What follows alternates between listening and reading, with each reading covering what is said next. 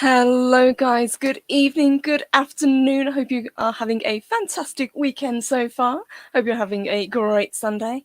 I would first of all like to welcome my very, very special guest. I'm so excited to get to chat with him today. It is Lego Ankh-Morpork. How are you doing? Yeah, very good. Thank you. Thanks for inviting me on the show. I'm looking forward to chatting Discworld, chatting the project, and hopefully getting some questions from people as well. Absolutely, and we've got a great chat. I can see you guys already. So let me say hey to everybody. We have got Lord Buff, great to see you. Good afternoon. We've got Max Mercer, hey there. We've got Salty Texas, great to see you. Louise, who is a big Discworld fan as well. Great to see you, honey. Archer Colin, good evening. D-Bird Martin, hey there. Hello, guys. Let me see if I'm missing anybody. I think we've got everybody so far, but to kick things off, we have got a super sticker. So thank you, Salty. And it is, let me see. It's a Shiba Inu with the hearts. So thank you. Thank you so much. And a big thank you to D-Bud for putting out those links. Really appreciate it. Hey, Das Wolfen. Hey, guys. So, I guess we should kind of start at the beginning. Now, we've been kind of chatting back and forth for the past couple of weeks, kind of talking and organising this show. And the one thing that really drew me originally to it, I just kind of stumbled across you on Twitter, and it was the creativity. And as a Discworld fan, you automatically kind of gravitate towards anything Discworld. So my question, I suppose, to kick things off would be, how did you find Terry Pratchett's work? So I guess my main introduction was through my dad. So my dad started collecting from the very beginning, but he was away in the Navy. So he used to go away, leave his books, take the most recent one, whatever one that was at that particular time. And I would always have a look at the Terry Pratchett books, even when I was too young to read them, probably too young to look at the covers as well. So if you're not familiar with Terry Pratchett and Discworld, it's very much a satirical is that a word? Satirical satire look at the world through the fantasy sort of genre. It's very funny. It's somehow remained very current, even though they started being written so long ago. But the original cover work was by a guy called Josh Kirby, Mm-hmm. and it was a kind of a Mickey take of the fantasy genre. So there are a lot of very voluptuous women, very ugly witches, very not so manly men actually, and they probably weren't images for kids, but I've always been quite visual, and it drew me in. So Dad read some to me when he was home, and there was also in '95 the video game came out, PC game, Yes, I remember it well. and yeah, so Eric Idle done the voice of Rincewind, who was one of the main characters. He was the main character of the game, and I think I was just like the perfect age for it. So I would have been 11 when that came out, and for me, like Rincewind's a wizard he's always put into a situation where he needs to be the hero, but he hates it. He does not want to be the hero. He wants to be an anti-hero, basically. Reluctant hero in the strictest sense of the word, yeah. And he has this luggage that follows him around, a homicidal luggage with hundreds of human feet and big human teeth. For someone who's 11 years old, who's into fantasy and into magic, and seeing this is brilliant. I didn't understand half the jokes because I was too young. You know what? I'm still coming across jokes now that I'm thinking, oh, okay, now the penny drops. Yeah. Yes, yeah, definitely. Yeah, it just sort of drew me in, and I started to read the books. The first book that I read was Sorcery, which is a Rincewind book. I picked it up because I knew it was about Rincewind, and he was the guy that I knew from the video game, so I followed his story. I know, yeah, I was just hooked straight away. I read quite a number of the books even at that age and through my early teens. Drifted out of it a little bit towards the back end of my teens and early 20s. I guess there was a lot of other things going on in life at that age and things I wanted to do. But one of the things that really drew me back in again was the artwork by Paul Kidby, which Yes, obviously you've got in the background. The great absolutely. Yes. Atuin picture that he did, and I really loved just the pencil work that he'd done, Mhm. and I decided love to. Josh Kirby's work, absolutely, but it seems to be Paul that really managed to capture the spirit of these characters. Yeah, I think Terry even said the same. And so Hmm. that's my target, to try to make sure that people say, "Oh yeah, but Lego Ankh-Morpork, he really captures. It's like Paul Kidby, he captures the characters." So that's my aim. I've probably got a long way to go, but it is. But yeah, that pulled me back in, and always was a fan as well when I was at school of the audio books. It was the Tony Robinson ones that I first listened to, so the Yes, abridged ones. But the abridged, yeah. Baldrick. So if anyone knows Blackadder, it was the guy who played Baldrick. Anyone who's old as me probably knows the Maid Marian series as well, and he was the sheriff of Rottingham, I think it was called, rather than Nottingham. But he's brilliant. He's always been one of the voices of it, and he's got such a way with the characters that, again, for someone who was early teen, just sucked me in completely, hook, line, and sinker. Like you said, when you're older, you pick up the books again, and there's a whole different bunch of jokes you get. And There really is, and I think the best way to, and you summed it up brilliantly, is it is a parody of fantasy, but it is done in a loving way. And I would say at least the first few books are definitely a direct parody. So we've got things like Cohen the Barbarian, we've got fairy tales, we've got those sort of books. But it's once you get to kind of book 4, which is Mort, which was the one that I kind of started with, then Terry kind of finds his voice, and you really hear him bring these characters to life. And he continued pretty much up until we sadly we lost him. yeah, there was a sad time for everyone, and I think there's some people that still haven't even read the final book because they don't want to let go. Um, so for me, I tend to like rotate. If no one knows, there's 40 odd books in the Discworld series. So by the time you get to the end, it's kind of okay to start again. Uh,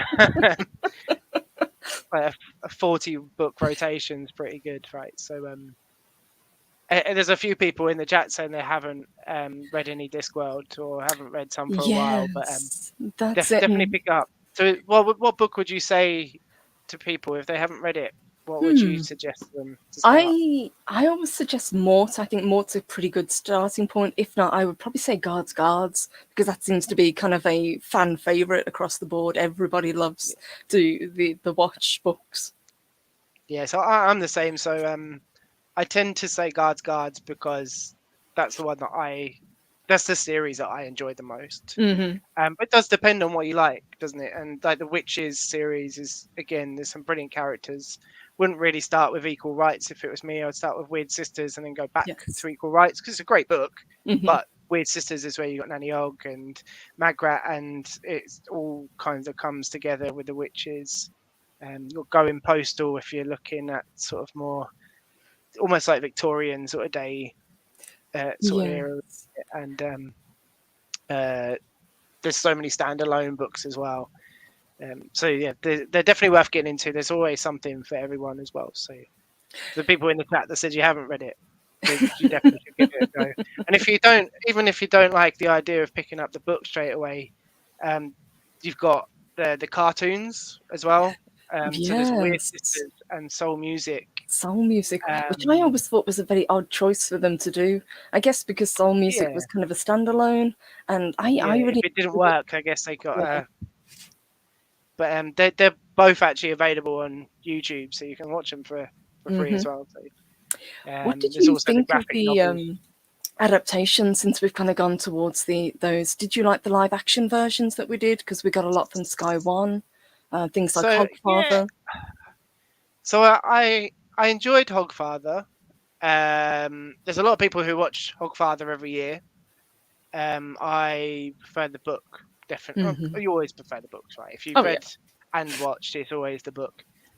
Going Postal is really good, and my wife had never read any Terry Pratchett, and she watched Going Postal and really enjoyed it, so that was her in. So for somebody who hadn't had any involvement with Terry Pratchett before, it was a really good one. The cartoons are great. They're definitely worth watching. Wasn't too fussed on Colour of Magic. I think it was Yeah. just David Jason, obviously Dalboy Trotter, is a brilliant actor, but he's not how I envision Rincewind. And I Yes, I think liked him that in Hogfather. I gotta admit, I thought he was great as Albert. he was much better Yeah. Albert than Rincewind. Have you watched The Watch? Yeah, funnily enough, Archer has just brought that up. He said, "Don't, if you value your soul or your sanity, go anywhere near the watch." I did watch it. I've got to admit, I hated it. I thought it was terrible. I only ever watched it through once because I originally was going to review it, but I hated it so much I couldn't bring myself to talk about it. What did you think? So I attempted it multiple times. So I probably got.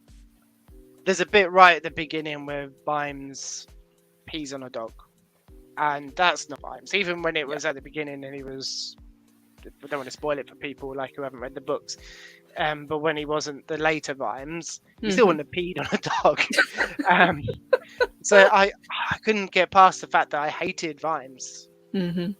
To be fair, like the actors are great. Like the some of the casting is really good. Yeah, I actually But like Richard Dormer. I thought had he yeah, not been so over the top with the character, it would have worked. You know, I thought he had the yeah. kind of scruffy look that they were going for.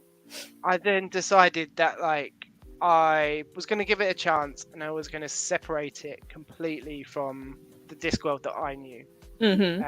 And just look at it. Okay, some of the place names are going to be the same, some of the character names are going to be the same, and that's it. And I kind of enjoyed it when I did force myself to watch it like that, except for The Watch having a band, which I can't ever get Vimes playing the guitar out of my head now. An electric guitar, yes. Yeah. and detritus, what they did with detritus. I was gonna say there was a bit of a weird moment. But I liked. There was one bit I particularly liked, and that was when they were trying to show. And I think they were trying to cover their asses a little bit. So they tried to show that there were multiple universes. Mm-hmm. So when Vimes was jumping between, and he jumped to one which was probably the Discworld we knew for like a split second. Yes. I'm You hoping knew it it doesn't existed. get renewed. I'm hoping it doesn't get renewed for another series. I don't think it will. But I don't think it will. From what I've heard, the ratings were pretty terrible, and of all the people that I've spoken to, nobody said that this was incredible. Some people said they liked parts of it, you know, the casting, some of the cast were okay, but nobody said that this is Discworld, this is exactly what we want to see from the books. Whereas with the Sky One adaptations, they seem to be a lot truer. I'm looking forward to a Amazing Maurice, and I say Maurice, not Morris. I know people I say Maurice. want to hang me for that. But Maurice sounds much more amazing than Morris. But I'm looking forward to that adaptation. I know that the producer and the guys behind it have really wanted to stay as true as they can to the books, whilst also making it into an hour and a half, something like that, animation movie. So it's never going to be identical, but they have tried to stick with it as much as possible. And the producer is actually a big fan of Terry Pratchett. Yes, which does help, apparently. Yes. Yeah, I think it makes a difference. And when with the BBC, whatever it was, done The Watch, I don't think they really cared. And even Rihanna Pratchett jumped off the project, didn't she? So she didn't want anything to do with it. It was interesting to see, especially when it was released. People were kind of distancing themselves from it, rightly so. And it's definitely, I would put it as Discworld adjacent. It's kind of in the ballpark, but of all the adaptations, it's way down the list of ones that I would recommend. The only positive that really came out of it was there were a few people that I saw on Twitter who were saying, "Oh, yeah, no, it's actually really good. Why are people bashing it?" And they hadn't read any of Discworld before. So the thing was to say, go and read some. So actually, like on that side of it, it introduced people to Discworld, which is a good thing. And like Amazing Maurice is going to introduce children to it, and like adults are going to watch the cartoon. It's going to be like the sort of Shrek sort of jokes in it, where an adult can sit down and watch it and find it hilarious as well. But I'm really looking forward to it. Yeah, and it's got a big cast as well. It's Hugh Laurie, isn't it? If I remember correctly, voicing Maurice. Yeah, Emilia Clarke and Rob Brydon's in it. I think Rob Brydon's actually been part of the Discworld series for almost forever. He did voices in the original Discworld game, so he's been involved since at least the 90s. Yes, I think people who are just kind of getting into it or have heard of Discworld or have heard of Terry Pratchett don't realise what a huge plethora of stuff there is. It's not just the books, it's the games, as you say, it's the TV shows, the cartoons, the board games that people have made. Which I was lucky enough, actually, I don't know where they are now, behind me. I managed to pick them up at a charity shop the other day. Yes, I saw that tweet. Not gonna lie, I was incredibly jealous. I won't ask you how much they paid, but I'm sure you got a bargain. Nowhere near what they're worth. Yeah. But I say that I'm not going to sell them, so it doesn't matter what they're worth, really, does it? Keep them. But, also like the graphic novels as well. Yes. They're a really good way. And it's a lot of people that would probably be more willing to pick up a graphic novel than going straight into a book. But yeah, there's so many ways to watch it or read it or listen to it and just appreciate it. And even though we know obviously there isn't going to be any more Discworld, there is, as you correctly said, so much of it. I think there's still a reason for people to get into it. You have 40 plus books, and then you've got the young adults books and all the other things that he wrote, his short stories as well. Exactly, so there really is an absolute wealth of things that you can read. Salty Texas has got a question for you. He says, who's Lego's favourite character or story from the Pratchett series? So that's a difficult one, isn't it? So many amazing characters. I think, so I'll go a little bit left field and say A. Pessimal. A. Pessimal is an auditor, not the type of auditor in the other Discworld books, but he is an auditor, and he goes to the Watch and he is ordered to pick them apart, basically, make sure they're doing everything right, find any loose threads.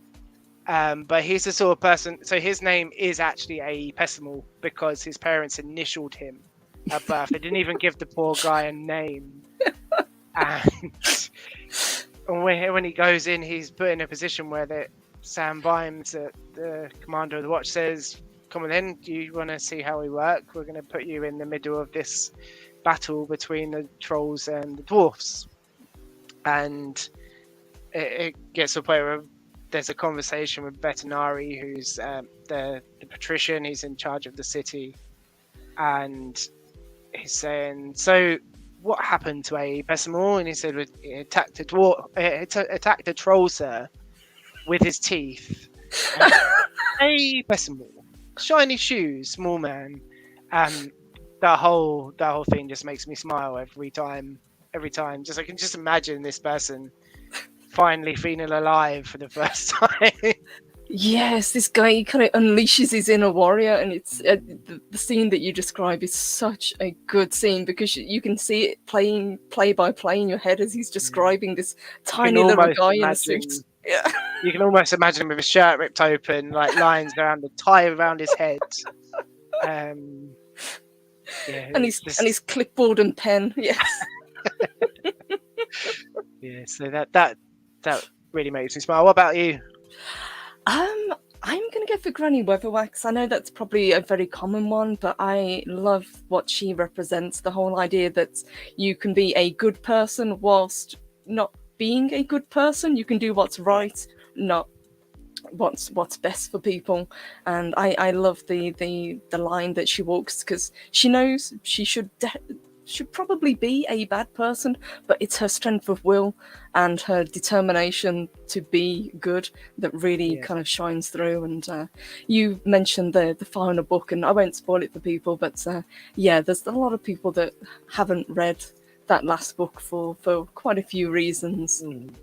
I put it off for a long time. I did eventually read it, but she's my favourite. I love Death as well, as Duff Wolfsman says, and the librarian and the luggage.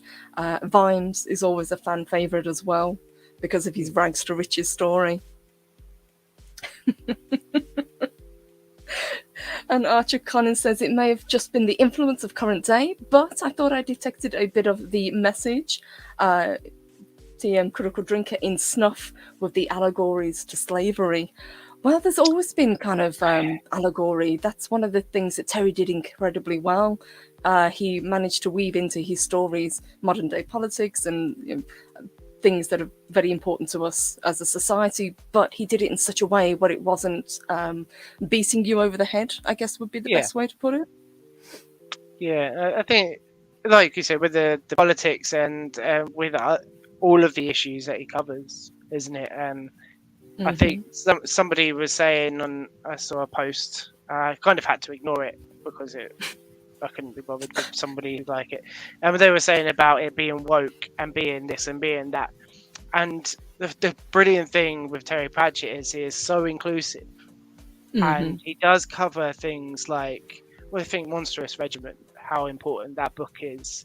From a gender point of view, from a sexuality point of view. But it's all there, and it's really obvious it's there. But that's not what it's about. It's about the story, and these other things, like, you think about them without him saying, this is happening, you have to look at this issue. And like you said, it's just a really clever way of putting all these important issues into people's heads. Even things like cruelty to animals, if you think at the beginning of Mort, and there's power just of belief and what it means to be human. Even things like life, death, birth. All of these things are kind of woven into these stories, but they're done in such a humorous way. And you can have some incredibly intense scenes, and then he will throw in a joke at the end of it to break the tension. Or there'll be a footnote at the bottom of the page. There's a foreword that was written by Neil Gaiman that basically says that Terry's writing was so fueled with anger. For it to be comical in any way, it's a surprise, really. But just so angry with like the injustices in the world and wanting to vent. And I think when you look at characters like Vimes and Granny Weatherwax, they must be an outlet for him, and Death as well must be an outlet for him, and they are very vocal characters and against the injustices. And it was even towards the end, things with like Tiffany as well, she's another really strong character. Tiffany was a character that I wasn't sure I was going to like when she was first introduced, but because he wrote her so well, and as the books progressed, she grew up with the books. She became one of my favourites as well. Just before I get to this super chat, did you ever get to meet Terry in person? No, I didn't. This project, I'll talk more about how I started it and things a bit later. Of course. It started a lot later. So I'm going to the Discworld convention next week in Birmingham, and it's the first time I've ever been to anything like this. So I think when I was younger, there was a big part of me that I liked Terry Pratchett. I was the kid who collected toys and stuff until I was a teenager, and I like video games. I like this and things you're not meant to like. But it's kind of things you're not meant to like, right? As a teenager, and especially the way I went to school. If I had told people that I liked it in my head, then that would have been my life being hell for God That's knows it. how That was long. back in the day when being a nerd actually had some consequences, you know. Being clever at school got you called a boffin, and a boffin was a negative thing. Doesn't matter that these boffins are now earning a shit ton of money, and the people saying it probably aren't. But it was a very negative thing to be clever or to like something that wasn't what everybody else likes, and it's a shame. And hopefully, it's different now. It is absolutely. It does seem to be kind of. It's like it's more kind of chic, I guess, to be a geek or a nerd now. You can fly your geek flag high, and there isn't the stigma attached to it that there once was. But Yeah, let me I was say, quite lucky with the Lego because David Beckham had just posted something on Facebook of him building Lego. So I feel like I probably got away with it a little bit from my, like, say to my wife, "Can I get some Lego?" Yeah, David Beckham did it. That's fine. Beckham likes it. It's all right. Yeah, Cut Me Own Throat Dibbler is a very brilliant character, and all the Yes. different versions of Throat as well. Yes, there's so many different versions, but Throat is a great character. So big thank you, and hello and good evening to Ian so forth. Great to see you as always. I also love the pairing between Nobby Nobbs and Fred Colin. That's another duo from a duo point of view from characters. Nobby and Colon is a really good pairing. Yes, and those are kind of side characters, I guess, but you see them kind of pop up, and they're always together. I especially love them in Hogfather, the scene where they're in the toy store. That's so good. Ren Zero, hey there, says I was a boffin, nerd, geek, clever, etc. at school, and proud of it. I'm enjoying life for sure because of it. And that's how you should be. It took me a long time to accept what I wanted to accept and just admit that I like what I like. But I'm glad. No, it's good that you're proud of it. Absolutely, and Das Wolfen, great to see you. Says I got to drink Stoli vodka at the bar with Terry Pratchett at the Gateway Convention in St. Louis, Missouri. I think it was about Nice. 1999 or 2000. Oh, that's cool. I bet there were some fun that's conversations. I was lucky enough to meet him quite a few times because I did a lot of the conventions. I think 2006 was the first one I ever did, and I've pretty much done them ever since. Sadly, not doing the one next week because I couldn't Oh, get. right, okay. But You couldn't get tickets, did you say? I couldn't get ticket and working as well. It was hard to get time off, but I would be able to kind of pop over and say hi to people and just hang out in the bar, even if I can't go to the. So I do think there are actually tickets available. I think the waiting list is empty. So if anyone listening does want to head down next weekend and have a chat about any Lego and Discworld and join another however many hundred of Discworld fans. I'll check that out because I am actually on the waiting list, but I haven't heard back from them. So I thought, oh well, never mind. But I will check again. But since you mentioned the Lego, can we kind of jump into that now? You said that kind of talking about it and kind of getting back into it. Were you always a Lego fan? Was this something that came naturally, or was So it was my favourite toy when I was younger. So I think the first one I got was one of the space Lego space sets, probably in the late 80s. So I didn't have Duplo or anything. It was straight into proper Lego. And I fell in love with it, and it was always a case of I'd get the kits Christmas time. I would always get like a few boxes. It was a lot cheaper than it is nowadays. And so I remember one year getting a castle and the pirate ship. Yes, I had the pirate ship. And they're brilliant. But what I used to do is I built it and then immediately just took it apart to build what I wanted to build from it instead. So even when I was like 5-6 years old, I wanted to build what I wanted, not just what it said on the box. So I did have quite a long time where I didn't have any Lego or play with any Lego. It was really like a lockdown thing that got me started again. And I decided that I wanted to build a Lego city. It's always been something I wanted to do, and space is one issue. Money was another issue. I was lucky enough that the money wasn't a massive problem. Still don't have the space, but I thought, so what should I do? And I started getting the modular sets. Lego do a range of modular buildings. I don't know if you can see at the top. Yes, I was admiring those behind you. Yes, they're The ones at incredible. the top are like the Lego modulars, and I started to get them, and I was looking online at other people's cities.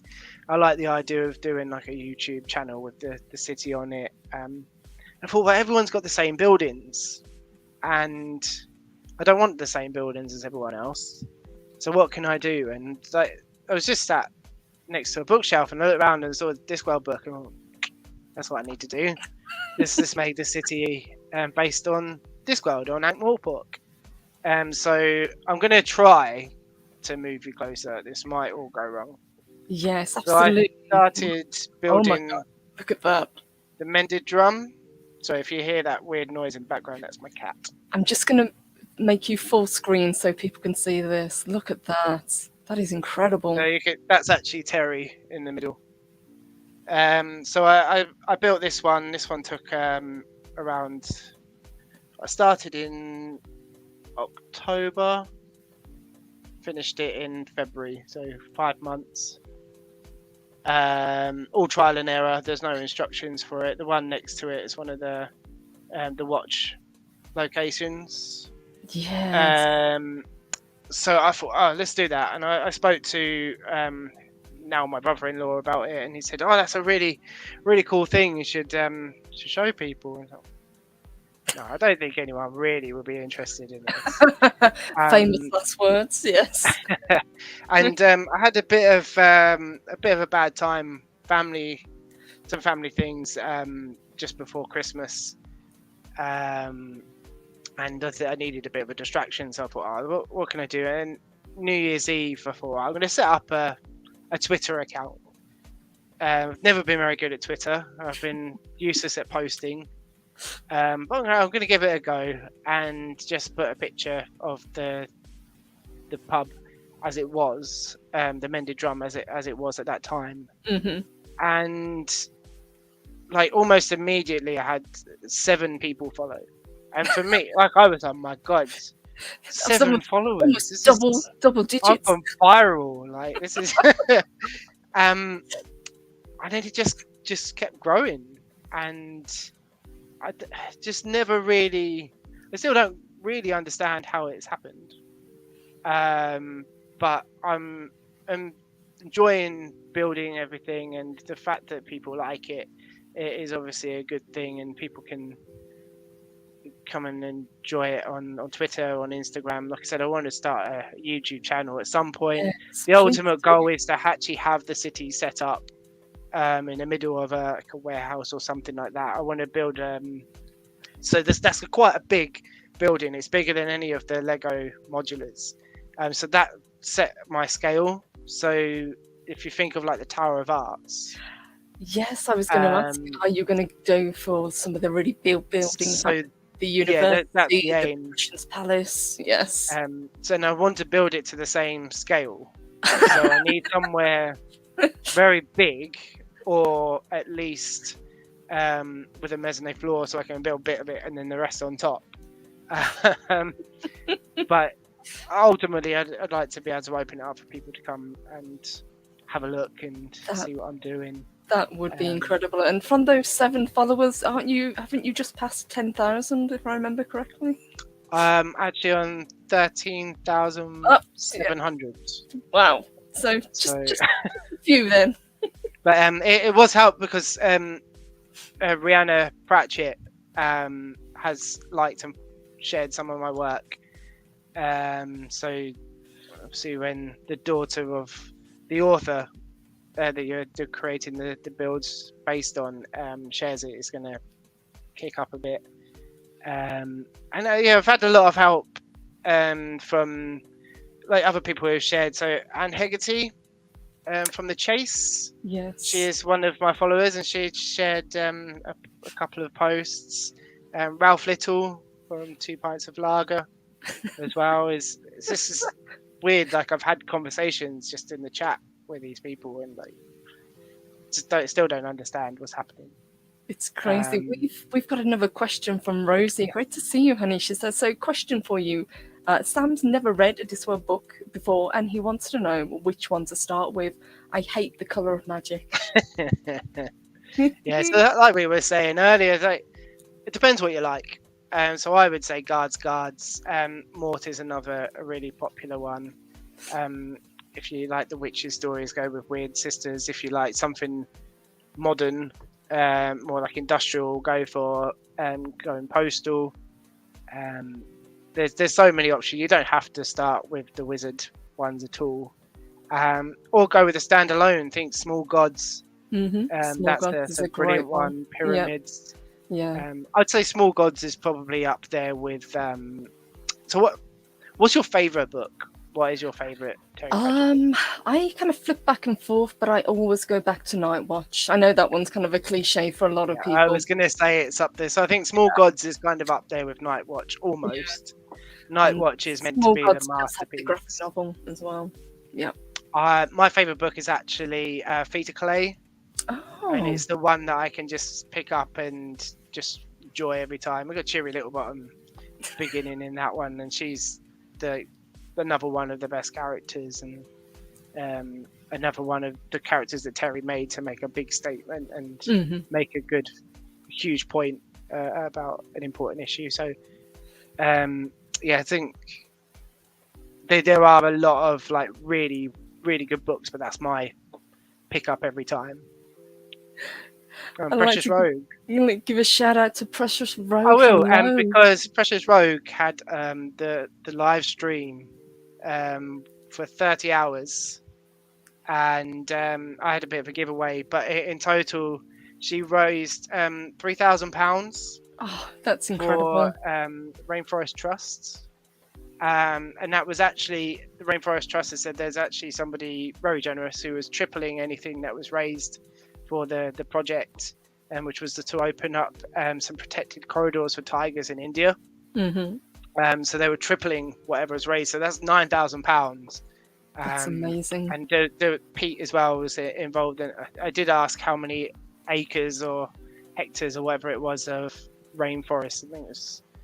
I'm sure it said something about the size of 200 football pitches, 270 football pitches. That's incredible. That is so amazing. They did a brilliant job. Well done, guys. And I've noticed that a lot with, especially with fans, with Discworld fans, we'd love to get behind the charities. So you think the Orangutan Foundation, all the other charities that have been supported over the years. Yeah. But that is amazing. Well done, guys.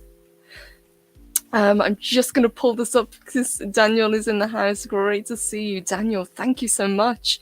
He says, I've just finished Mort because the lovely Purple Valkyrie, and I loved it. Which should I listen to next? Reaper Man or Guards?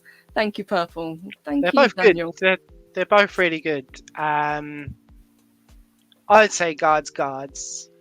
But you can't knock Reaper Man either. So for your next two, if you're using credits on Audible or whatever, or for your next two audio books you get, just get those both and just listen to them both because they're both brilliant. They really are. Yeah, you can't go wrong with either of those. And the great thing about the books as well is you don't have to read them in the order that they were published. I mean, some of the books kind of reference back to other things that have happened, but I would say on the whole, they're non-linear. I think is probably the best way to kind of look at them. Salty says he needs to build his sets on the back of a giant turtle. That is one of the questions I actually wanted to ask. Because you're doing these incredible builds with Ankh-Morpork, would you ever do a big version of Great Tatooine? So I have got one in planning stages. So like I said, I want to have a warehouse or something where I can display the city. So one of the things I want to build into that is a massive version of Great Tatooine. So far the head is just under 30 centimeters long. Oh my gosh. So it's going to take a long time to design. It'd probably take a long time to afford the parts to build it because I do want to make it. It'll probably be hollow. I'm not going to make it solid. Yeah, you have to wheel the thing around on a trolley. Yeah, and I do want to sort of hang it up a bit so it's flying over. I've got this in my head. It's like Disney World, this place, I think. Kind of like It's a Small World, but with Lego and Discworld, you can just kind of go like with a boat ride all the way through. You say that, and it's just giving me flashbacks. So I was looking at videos about Discworld conventions, and there was an opening ceremony for the Australia Discworld convention where they did It's a Discworld After All, and bizarre thing, but I couldn't stop watching. It was very funny. Yeah, and I also want to build a life-size luggage as well. That would be amazing to see. I've seen some people make them, but I've never seen one in Lego, so that would be incredible to see. One of the things that I wanted to ask, what is your kind of ultimate build? Is there a particular place or building that you would really like to do? You mentioned the Tower of Art. Yeah, so one of the ones I've started, and it was one that I was kind of promoted. So I never sell my instructions, but you can drop by and give me a tip if you like. You don't have to, but if you want to. And somebody did and sort of said, can you put the money towards making Death's Domain? Oh. And I started by designing the swing, so Susan's swing with it going through the tree trunk. Through the tree trunk, yep.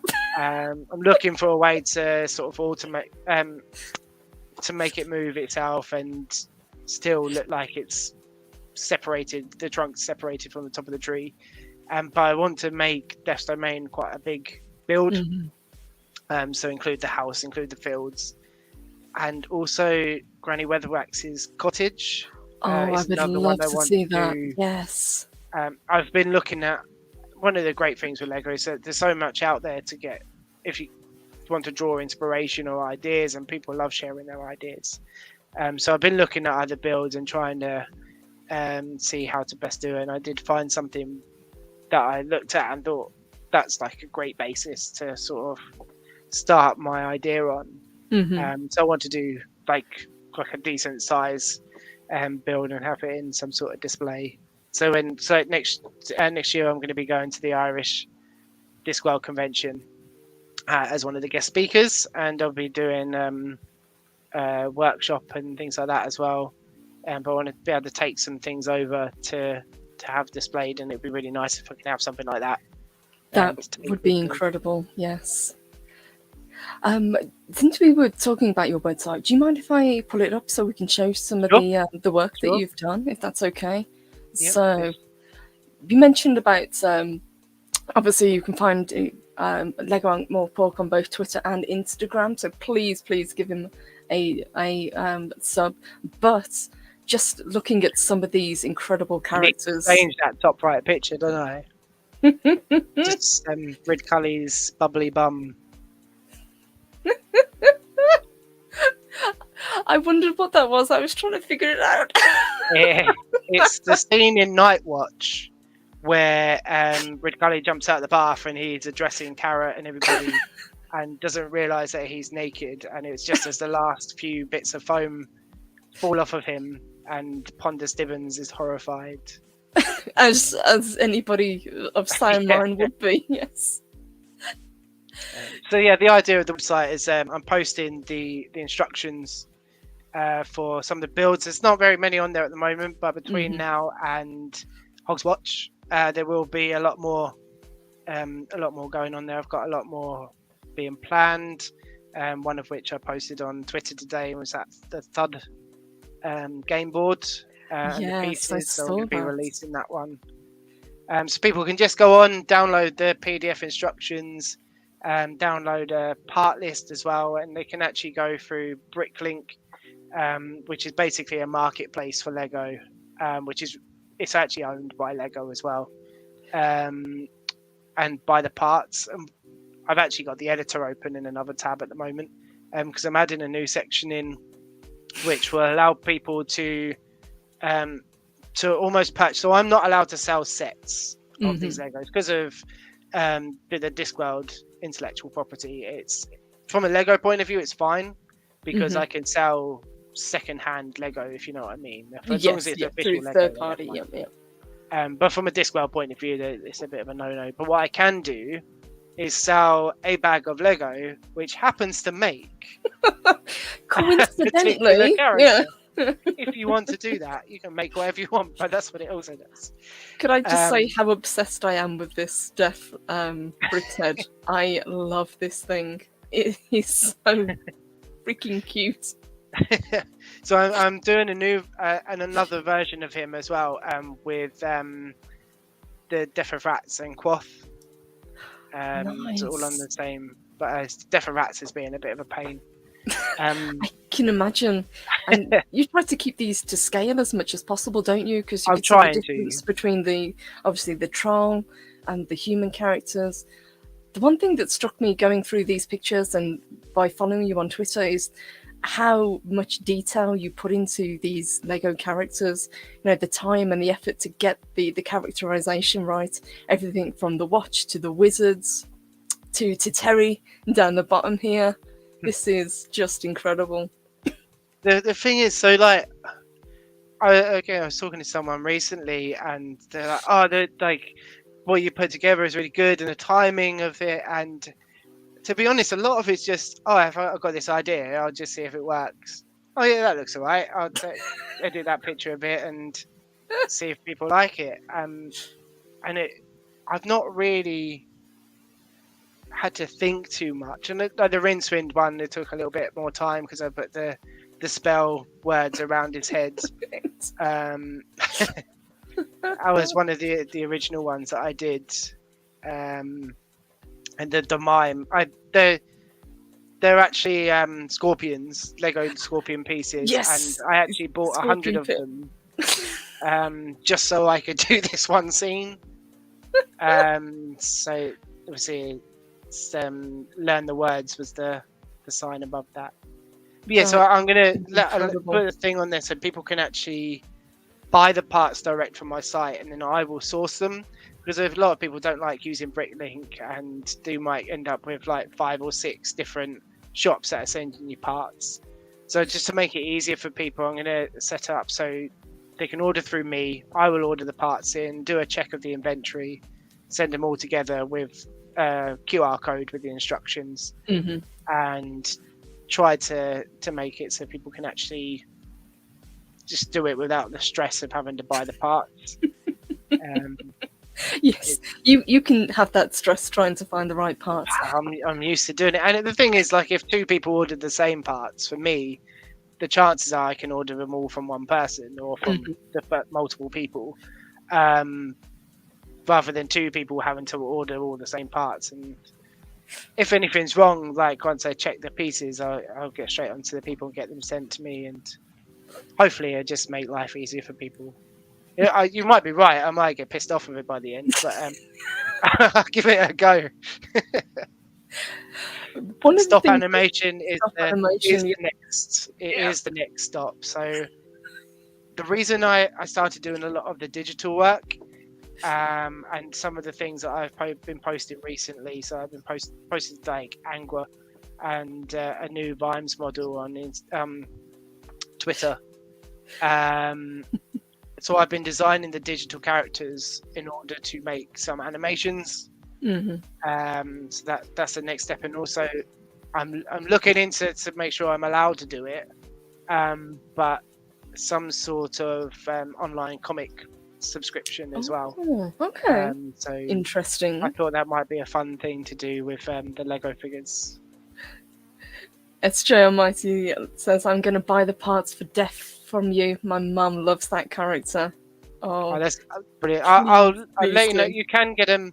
You can get it on the website now, and order them through Bricklink yourself. But if you want to wait, probably 2 days, I'll have the new post. So if you make sure you're following me on Twitter, you'll see. So it's at Lego Ankh-Morpork.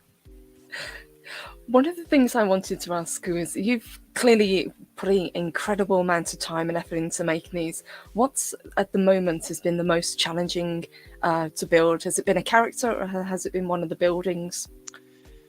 So the one that's causing me the most bother at the moment, so there's two different sides. So from a digital point of view, knobs, I can and imagine. trying to do a Lego face that looks like knobs is very, very difficult.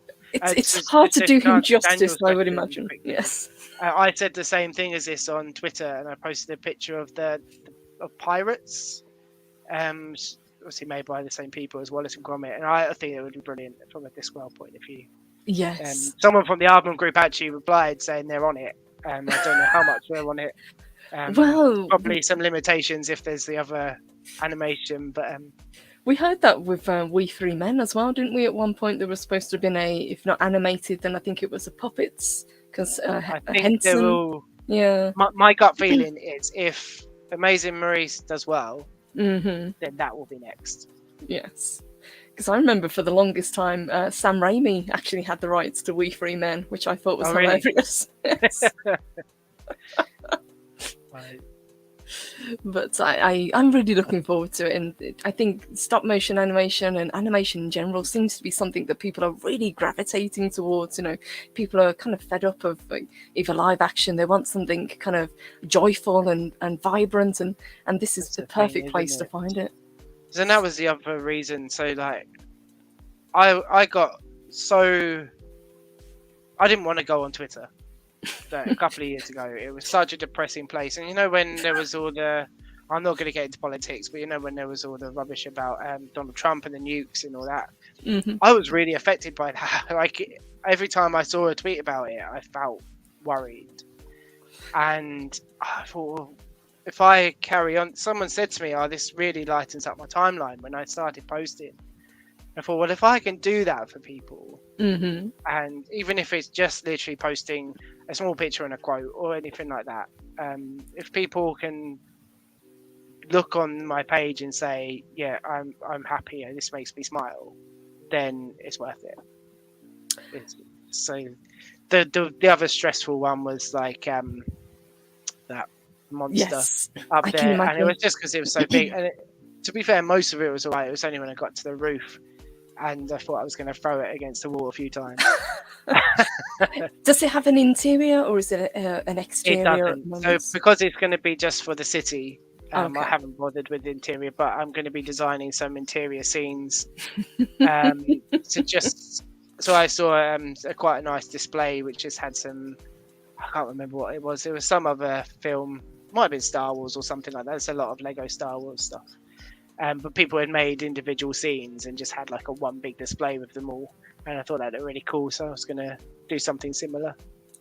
That would be incredible. And I know just being on Twitter and seeing the posts that you put up and just seeing the interaction and people saying, you know, these characters look exactly how I imagined them but in Lego form, that must be an incredible feeling.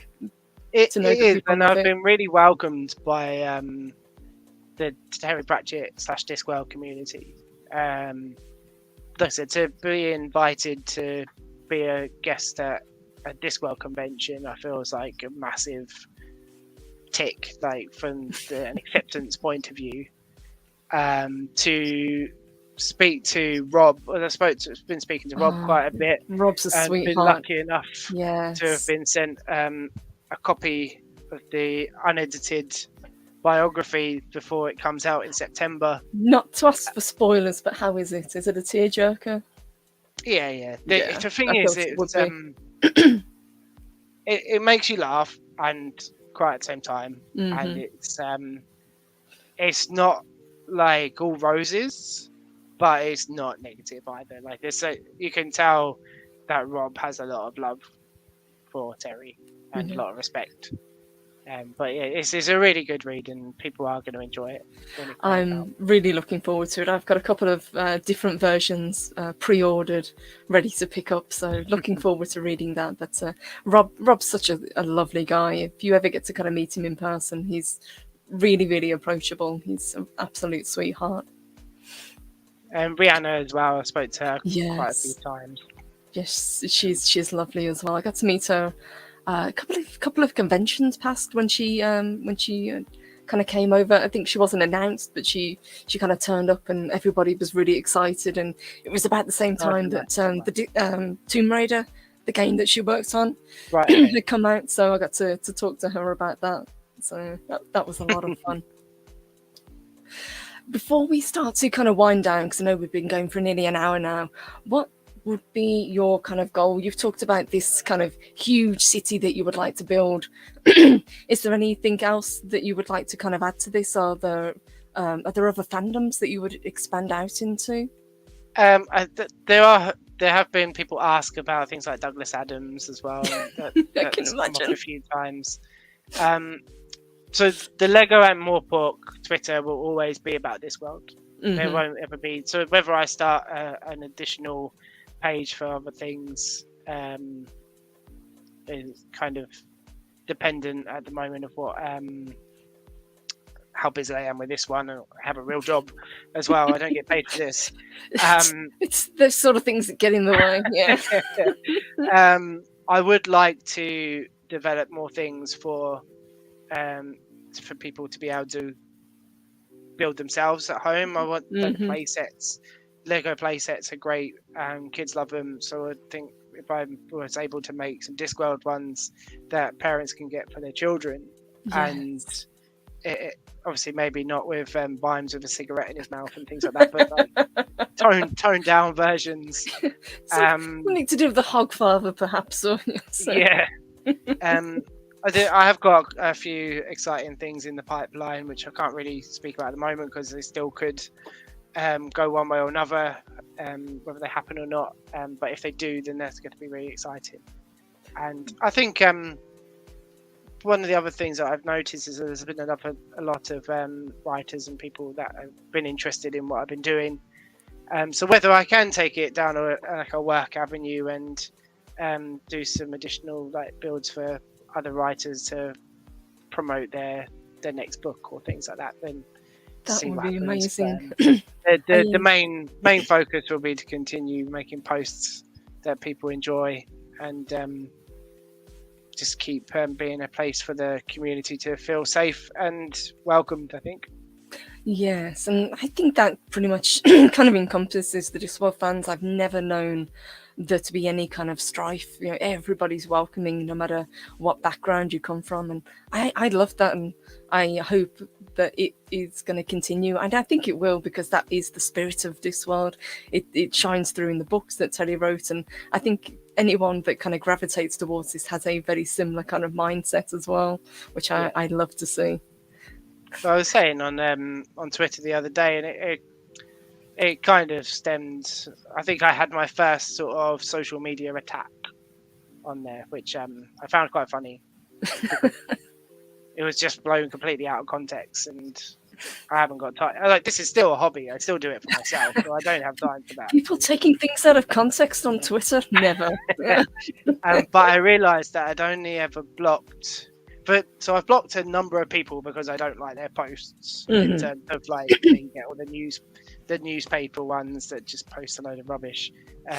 News that doesn't mean there was someone bringing back a woolly mammoth. How are we going to eat it, or something like that? That sort of but I only blocked 6 people, and I've had like multiple millions of interactions.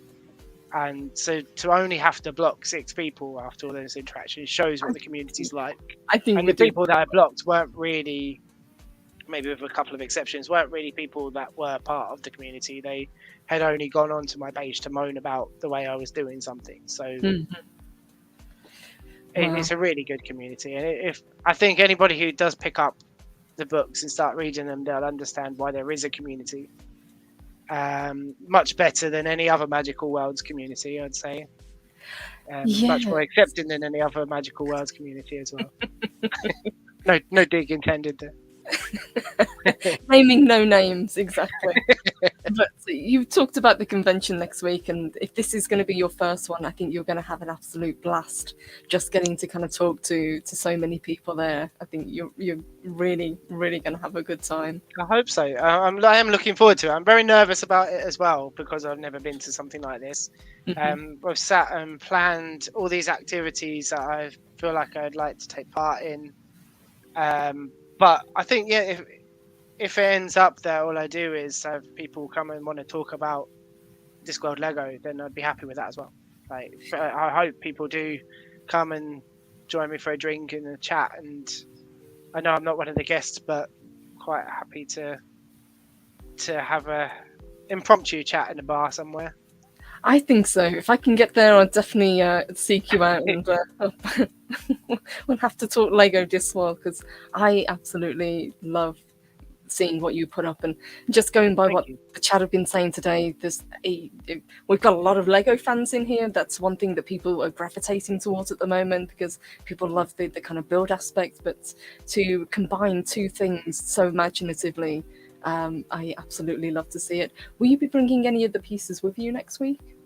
Not next week. So I will be coming empty-handed, I'm afraid. But just like I said, come along for a chat. And I don't want to, because it's my first convention, I don't want to sort of have another thing to think about. If you know what I mean. Yeah, you're going to be. There have been people saying, "Oh, if you bring me a Lego figure, I'll give you." So people offer for some reason a lot of money for this. I'm gonna hold it up. So this is the Terry Pratchett figure. I love that. Sorry, it's a bit blurry. But people have offered me like 3 figures for that. It's not worth 3 figures. You could probably build it yourself for a tenner at the very most. So don't have to buy it from me.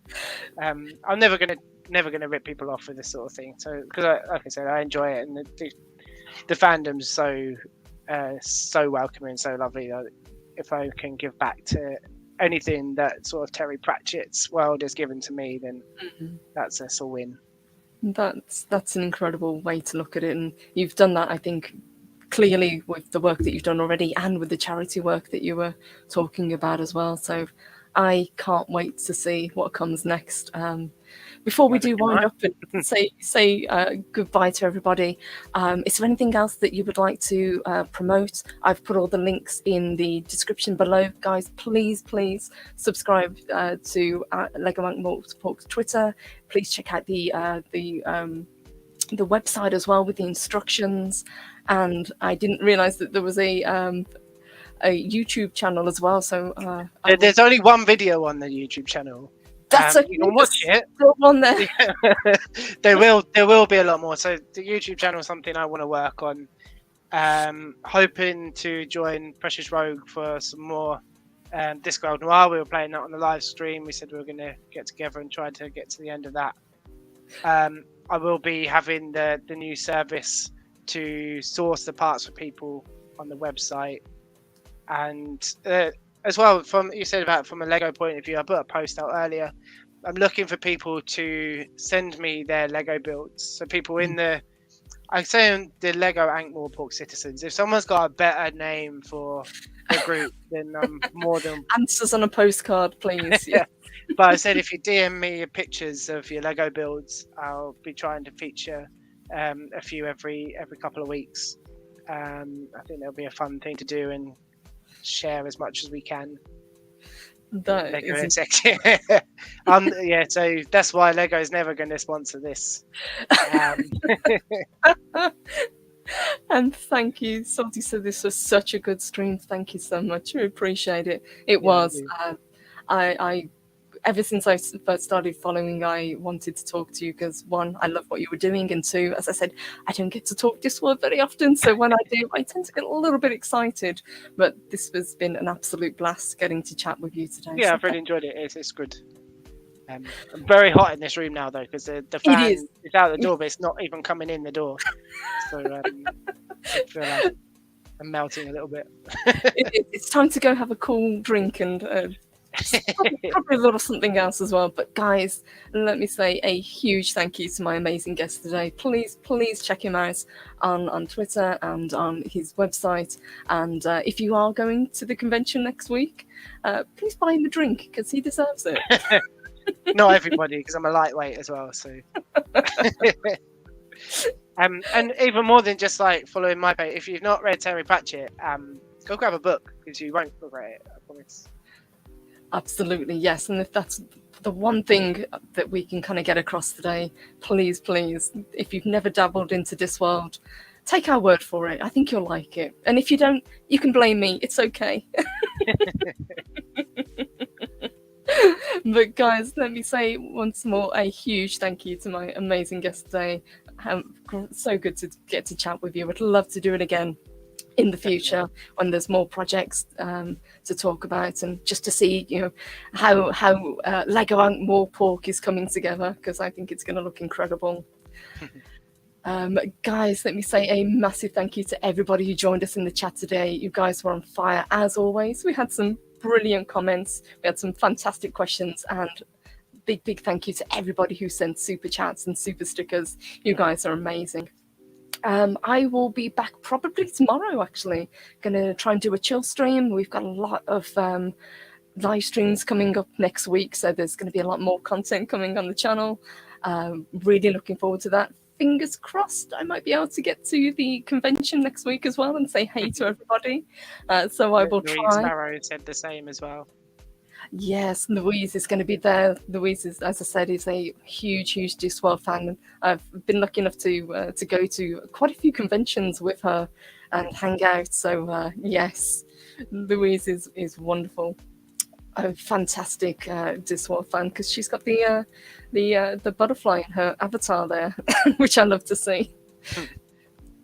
So guys, have a fantastic rest of your weekend. Have a wonderful rest of your Sunday, and we hope to see you again very, very soon. Take care, guys, and thank you. Thanks. Bye.